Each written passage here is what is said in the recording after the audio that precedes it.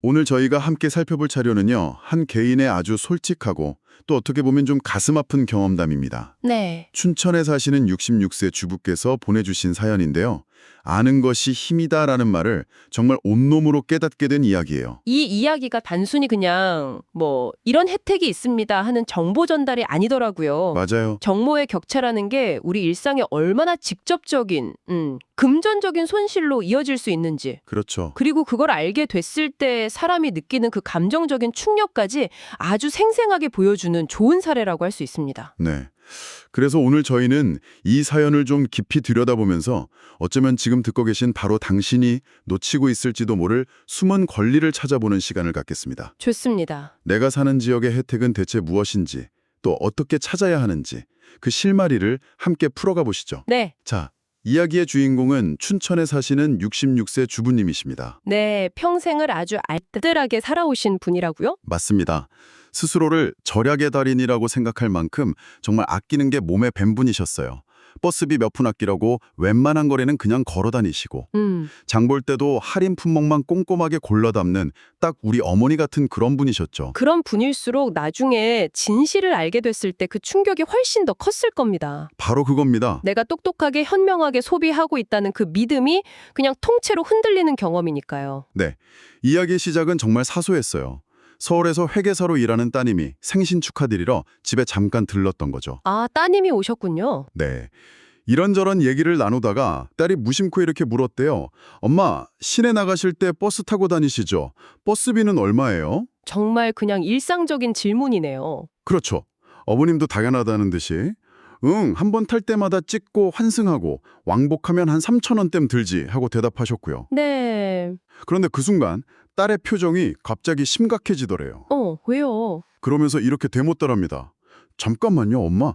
작년에 만 65세 되셨잖아요. 그럼 그때부터 지금까지 계속 버스비를 다 내고 다니신 거예요? 아, 이 질문 하나가 모든 걸 바꾼 거네요. 맞습니다. 어머님 입장에서는 그럼 버스비를 안 내고 다니나 싶어서 좀 어리둥절하셨을 테고요. 그렇죠. 당연히 내야 한다고 생각하셨을 텐데. 네. 근데 딸이 아마 직업이 회계사라 그런지 바로 스마트폰으로 뭔가를 막 검색하기 시작하더래요. 네네. 그러더니 정말 믿을 수 없다는 표정으로 어머님께 한 가지 사실을 알려주죠. 바로 그 춘천시의 교통비 지원 정책이었군요. 네. 춘천시는 2023년 5월부터요. 만 65세 이상 어르신들을 대상으로 봄내 카드라는 걸 발급하고 있었던 겁니다. 봄내 카드. 네. 이 카드가 있으면 시내버스를 전부 무료로 이용할 수 있다는 사실이었어요. 전부요. 네. 어머님은 그 말을 듣는 순간 정말 머리가 하얘지는 기분이셨대요. 그럴 수밖에 없죠. 지하철이 무료라는 건 알았지만 내가 사는 이 동네 버스까지 무료일 줄은 이건 정말 상상도 못했던 거죠. 맞아요. 보통 지하철만 생각하니까요. 근데 옆에서 딸이 계산기를 막 두드려 보더니 이렇게 말하더랍니다. 금액이 얼마나 나왔을까요? 엄마, 작년 5월부터 계산하면 거의 18개월 동안 60만 원이 넘는 돈을 그냥 내신 거예요. 60만 원? 네, 60만 원이요. 저는 이 액수를 듣는 순간 솔직히 좀 화가 나더라고요. 아니, 이렇게 중요한 혜택이 있는데 왜 당사자는 모르고 있었을까요? 왜 이런 정보는 더 적극적으로 알려지지 않는 거죠? 그게 바로 이 문제의 핵심입니다. 왜 몰랐을까? 이게 단순히 개인의 부주의함으로만 돌릴 문제가 아니거든요. 아, 그런가요? 네, 여기에는 몇 가지 좀 구조적인 이유가 있어요.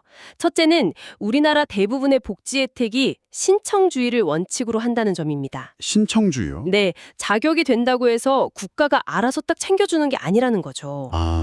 본인의 직접 정보를 찾고 서류를 챙겨서 신청이라는 행위를 해야만 받을 수 있는 구조예요. 결국 찾아먹는 사람만 누릴 수 있다는 거네요? 그렇죠. 그리고 두 번째는 홍보의 문제입니다. 물론 지자체에서도 홈페이지나 지역 소식지로 알리려고 노력은 하죠. 하긴 하겠죠. 하지만 정보 전달 방식이 점점 더 디지털화되면서 스마트폰이나 PC 사용이 익숙하지 않은 어르신들은 자연스럽게 소외될 수밖에 없는 거예요. 맞아요. 주민센터 게시판에 붙어있는 포스터 한 장, 그거 못 보면 그냥 모르는 거잖아요. 바로 그겁니다. 마지막으로는 제도적인 허들도 좀 있고요. 제도적인 허들이요? 네, 예를 들어 개인정보보호법 같은 것 때문에 정부가 특정인의 나이를 근거로 당신 이제 혜택 받을 나이 됐으니 신청하세요. 이렇게 먼저 연락하기가 현실적으로 좀 어렵습니다. 있겠다. 이런 생각이 드네요. 맞습니다. 주인공께서 느끼셨을 감정은 더 복잡했을 것 같아요. 그렇죠. 단순히 돈만 아까운 게 아니었을 겁니다. 네, 이분이 사연에서 이렇게 말씀하셨어요. 그 60만 원이라는 돈이 아까운 것보다 평생을 알뜰하게 산다고 자보여온 내 자신이 너무 한심하고 부끄러웠다고요. 아, 정체성의 위기라고 볼 수 있죠. 맞아요. 남편 취미생활비 몇만 원에는 그렇게 속상해했으면서 정작 나는 몰랐다는 이유 하나만으로 한 달 식비에 가까운 돈을 그냥 허공에 날려버린 셈이니까요. 내가 세상을 잘 알고 잘 대처하고 있다는 그 믿음, 즉 자기 효능감에 큰 상처를 입게 되는 거죠. 네, 무조건 아끼는 것이랑 현명하게 정보를 활용하는 것은 완전히 다른 차원의 절약이라는 걸 어떻게 보면 아주 아프게 깨닫게 되신 순간입니다. 정말 모르는 게 약이 아니라 모르는 게 손해라는 말을 온몸으로 느끼신 거죠. 네. 그런데 이야기는 여기서 끝나지 않습니다.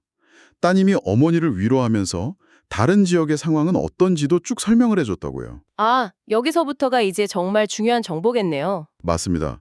지금 듣고 계신 분들도 내가 사는 지역은 어떨지 한번 꼭 생각해 보시면 좋겠습니다. 이 사연을 계기로 저희가 각 지자체 정책을 좀 들여다봤는데 정말 천차만별입니다. 다 다르군요. 네. 이걸 뭐 정책의 파편화라고도 부를 수 있는데 한마디로 통일된 기준이 없어요. 예를 들면요? 예를 들어 제주도는요.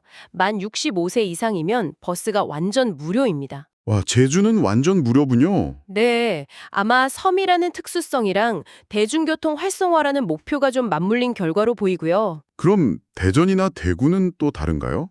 또 다릅니다. 대전은 만 70세부터, 대구는 현재 만 73세부터 무료예요. 아, 거긴 나이 기준이 더 높네요. 네. 다만 대구는 점진적으로 연령을 낮춰서 2028년에는 70세로 총일할 예정이라고 합니다. 아마 지자체의 재정 부담을 고려한 뭐랄까 단계적인 접근이라고 볼 수 있죠. 그렇군요. 가장 많은 분들이 궁금해하실 서울은 어떤가요? 서울은 지하철만 무료인 걸로 다들 알고 있잖아요. 맞습니다. 서울시 전체적으로는 버스비 지원이 없어요. 네. 그런데 여기서 또 한 번 정보 격차가 발생합니다. 또요? 네. 서울시 중구처럼 일부 자치구에서는 자체 예산을 투입해서 추가 지원을 해줍니다. 아, 구마다 다르군요. 네. 놀랍게도 중구는 만 65세 이상 어르신에게 버스는 물론이고 택시요금까지 합쳐서 월 4만 원 한도로 환급을 해주고 있어요. 잠깐만요. 택시비까지요? 네. 택시비까지요. 세상에. 그건 정말 파격적인데요. 같은 서울 하늘 아래 사는데 어느 구에 사느냐에 따라서 연간 거의 50만 원 가까운 혜택이 갈리는 거네요. 그렇죠. 이게 바로 지방자치의 밝은 면과 어두운 면을 동시에 보여주는 거죠. 재정 자립도가 높은 부유한 자치구는 더 많은 복지 혜택을 제공할 수 있는 반면 그렇지 못한 곳은 최소한의 지원에 그치게 되면서 아, 지역 간의 복지 격차가 생기는 거군요. 맞습니다. 경기도는 이 현상이 훨씬 더 복잡하게 나타납니다. 경기도는 더 복잡하다고요? 네, 경기도는 31개 시군이 전부 제각각이라고 봐도 무방할 정도예요. 31개가 다요? 네. 안산, 화성, 평택 같은 많은 도시에서 교통비를 지원하지만 방식과 금액이 다 다릅니다. 분기별로 5만 원 주는 곳, 10만 원 주는 곳도 있고 과천시 같은 경우는 연간 최대 20만 원까지 지원을 해줘요. 와, 정말 복잡하네요. 네. 현금처럼 쓸 수 있는 포인트로 주기도 하고 방식도 정말 다양하고요. 결국 핵심은 이거네요. 누가 알려주길 기다리면 안 된다. 내가 사는 시, 군, 구의 혜택을 내가 직접 확인해야 한다. 바로 그겁니다. 그리고 이 모든 혜택의 공통점은 내가 자격이 된다고 해서 자동으로 통장에 돈이 들어오는 게 아니라 반드시 신청이라는 걸 해야만 받을 수 있다는 점. 이게 제일 중요한 것 같습니다. 가장 중요하죠. 자, 다시 사연으로 돌아와 보겠습니다. 며칠 뒤에 주인공은 신분증 하나만 딱 들고 주민센터에 가서 5분 만에 봄내 카드를 신청합니다. 네. 생각보다 너무 간단해서 좀 허탈할 정도였다고 해요. 그리고 카드를 받고 나오는 길에 늘 다니시던 복지관에 들릅니다. 아, 여기서 이야기의 두 번째 전환점이 만들어지는군요. 맞아요. 본인의 좀 부끄러울 수 있는 경험을 감추는 대신에 오히려 적극적으로 공유하기로 마음먹으신 거죠. 네. 복지관에서 만난 친구분들한테 자신의 경험을 전부 털어놓으신 거예요.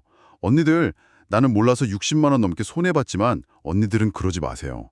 우리 춘천은 65세 넘으면 버스가 공짜래요. 와. 근데 정말 놀라운 일이 벌어집니다. 그 자리에 있던 대부분의 친구분들 역시 이 사실을 전혀 모르고 있었던 거예요. 세상에 다들 모르고 계셨군요. 네. 심지어 10년 전에 만 65세가 되신 한 분은 그 자리에서 대략 계산을 해보더니 세상에 그럼 나는 100만 원 넘게 손해본 거잖아 하면서 충격에 빠지셨다고 합니다. 100만 원. 바로 이 장면이 정보 공유의 힘을 정말 극적으로 보여지는 것 같아요. 그렇죠. 나의 아픈 경험담 하나가 주변 사람들의 수십, 수백만 원을 지켜주는 선한 영향력이 된 거죠. 네, 맞아요. 특히 복지관이나 경로당, 동창회처럼 비슷한 연령대의 커뮤니티에서 퍼지는 입소문은 어떤 지자체 홍보물보다 훨씬 더 강력하고 빠르게 퍼져나가거든요. 아, 정말 그렇겠네요. 디지털 정보망에서 소외된 분들에게는 그게 가장 효과적인 채널이겠어요. 가장 효과적인 채널인 셈이죠. 그날 복지관에 있던 모든 분들이 다음 주에 다 같이 주민센터에 가기로 약속했다고 합니다. 와, 한 사람의 그 뼈아픈 깨달음이 여러 사람의 잠자고 있던 권리를 일깨워준 셈입니다. 정말 감동적이네요. 오늘 이 이야기를 통해서 저희가 함께 생각해 볼 질문은 명확합니다. 첫째, 지금 듣고 계신 당신이 살고 있는 바로 그 동네의 교통비 지원 혜택에 대해 정확히 알고 계신가요? 그리고 둘째, 그 혜택은 신청해야만 주어진다는 사실을 인지하고 계셨나요? 네. 그리고 마지막으로 혹시 좋은 정보를 알게 되셨다면 이 주인공처럼 한번 나눠보는 건 어떨까요? 맞아요. 이 사연의 주인공은 6만 원이라는 돈을 잃었지만 그보다 훨씬 더 값진 정보를 스스로 찾아보는 습관, 그리고 주변을 돌아보는 따뜻한 마음을 얻으셨다고 생각합니다. 네, 맞습니다. 사연 말미에 이런 말씀을 덧붙이셨더라고요. 이제는 시청 홈페이지도 가끔 들어가 보고 자녀에게 스스럼 없이 요즘 우리 동네에 뭐 좋은 혜택 없니? 하고 물어보게 됐다고요. 아, 그 작은 행동의 변화가 정말 중요하죠. 네, 그 변화가 우리의 노후를 훨씬 더 풍요롭게 만들 수 있다는 걸 이 사연이 보여주고 있습니다. 세대 간의 소통이 얼마나 중요한지도 다시 한번 생각하게 되는 것 같아요. 젊은 세대는 정보를 검색하고 비교하는 데 익숙하잖아요. 그렇죠. 부모님께 먼저 제가 사는 동네는 이런 혜택이 있던데 부모님 동네는 어떤지 한번 찾아봐 드릴까요? 이렇게 물어보는 작은 관심 하나가 정보 격차를 줄이는 가장 효과적인 방법일 수 있습니다. 오늘 저희가 다룬 이 교통비 지원은 어쩌면 빙산의 일각일지도 모릅니다. 그럴 수 있겠네요. 우리가 모르고 지나치는 수많은 복지 혜택, 세금 감면, 통신비 할인, 문화생활 지원, 이런 것도 얼마나 많을까요? 맞습니다. 60만 원이라는 돈 결코 적지 않지만 어쩌면 이 이야기는 그보다 훨씬 더 큰 우리가 놓치고 있는 숨은 권리의 존재를 암시하고 있는지도 모릅니다. 네. 오늘을 계기로 나의 숨은 권리 찾기 여정을 시작해 보시는 건 어떨까 하는 생각을 마지막으로 남겨봅니다.